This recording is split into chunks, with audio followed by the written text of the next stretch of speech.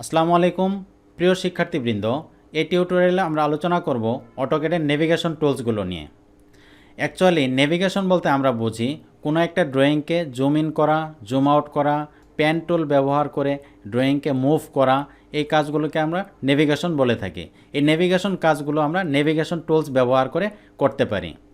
এই নেভিগেশন কাজগুলো করার জন্য আমরা সবসময় 3 বাটন মাউস সাজেস্ট করে থাকি।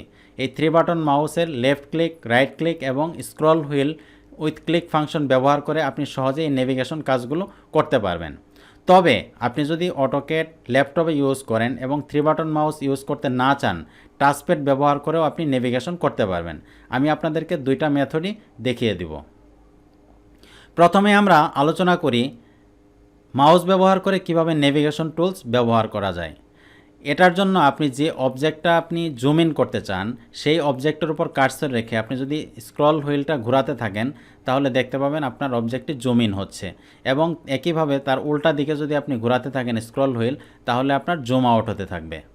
এই সেম কাজটাই আপনি যদি টাচপ্যাড ব্যবহার করে করতে চান, তাহলে আপনার অবজেক্টের উপর কার্সর রেখে এই জুমে ক্লিক করে এবার লেফট বাটন চেপে ধরে উপরের দিকে ড্র্যাগ করলে আপনার অবজেক্টটা জুম ইন হবে।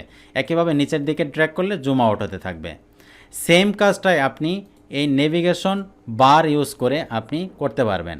এই নেভিগেশন বার আপনারা এই ভিউ ট্যাব থেকে এই নেভিগেশন বার আপনি চাইলে অ্যাক্টিভ করতে পারবেন, চাইলে অফ করে রাখতে পারবেন।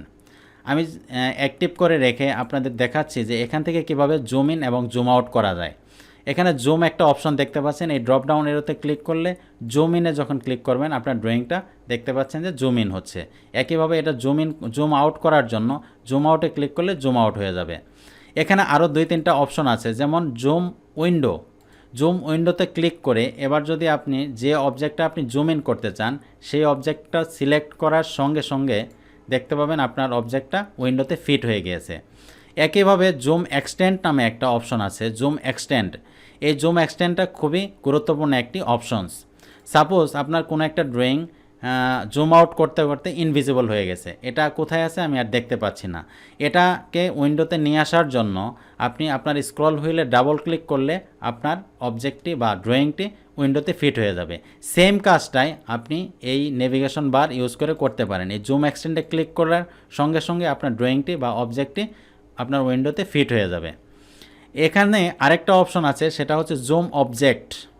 এই জুম অবজেক্টে ক্লিক করে আপনি আপনার অবজেক্টটা সিলেক্ট করে এবার যদি এন্টার প্রেস করেন, তাহলে আপনার এই স্পেসিফিক একটা অবজেক্ট আপনার উইন্ডোতে ফিট হয়ে যাবে। এখানে আপনি কাস্টমাইজেশন করতে পারবেন। এবার আমরা আলোচনা করব পেন টুল নিয়ে। নেভিগেশনে আরেকটা ইম্পর্ট্যান্ট টুল হচ্ছে পেন টুল। এই পেন টুল ব্যবহার করার জন্য মাউস দ্বারা আপনি সহজেই করতে পারেন। স্ক্রল হুইলে চেপে ধরে আপনি যখন ড্র্যাগ করবেন তখন একটা হ্যান্ড আইকন আসবে। এই হ্যান্ড আইকনে চেপে ধরে আপনি সহজেই আপনার ড্রয়িংকে মুভ করতে পারবেন। এই সেম কাজটাই আপনি যদি টাচপ্যাড ব্যবহার করে করতে চান ল্যাপটপের, তাহলে আপনি রাইট বাটন ক্লিক করে পেনে ক্লিক করে এবার লেফট বাটন চেপে ধরে আপনি সহজেই মুভ করতে পারবেন। এই সেম কাজটা আবার আপনি নেভিগেশন বার ব্যবহার করেও করতে পারবেন। দেখতে পাচ্ছেন এখানে একটা হ্যান্ড আইকন আছে, এখানে লেফট বাটন ক্লিক করার সঙ্গে সঙ্গে আপনার হ্যান্ড আইকনটা অ্যাক্টিভ হয়ে যাবে। এবার আপনি লেফট বাটন চেপে ধরে আপনি সহজেই আপনার ড্রয়িংকে মুভ করতে পারছেন। এবার আমরা আরেকটা অপশনস নিয়ে আপনাদের সাথে আলোচনা করব, সেটা হচ্ছে ভিউ কিউব। এই ভিউ কিউব আমরা 3D ড্রয়িংয়ে আলোচনা করব। এই ভিউ কিউব থেকে আমরা দুইটা অপশন নিয়ে আলোচনা করব। এখানে দুইটা এরো দেখতে পাচ্ছেন, এই এরো দুইটা আমরা 2D ড্রয়িংয়ে ব্যবহার করতে পারি। এই অ্যান্টি ক্লকওয়াইজ এরোতে ক্লিক করলে আপনার ড্রয়িংটা 90 ডিগ্রিতে অ্যান্টি ক্লকওয়াইজে ঘুরে যাবে। একইভাবে যদি আপনি এই ক্লকওয়াইজ এরোতে ক্লিক করেন, তাহলে 90 ডিগ্রিতে আবার 90 ডিগ্রি ঘুরে যাবে ক্লকওয়াইজে। নেভিগেশন টুলস সম্পর্কে এ পর্যন্তই। পরবর্তী টিউটোরিয়ালে আমরা নতুন আরেকটা টপিকস নিয়ে আপনাদের সাথে আলোচনা করব। অবশ্যই দেখবেন। Thank you. আসসালামু আলাইকুম।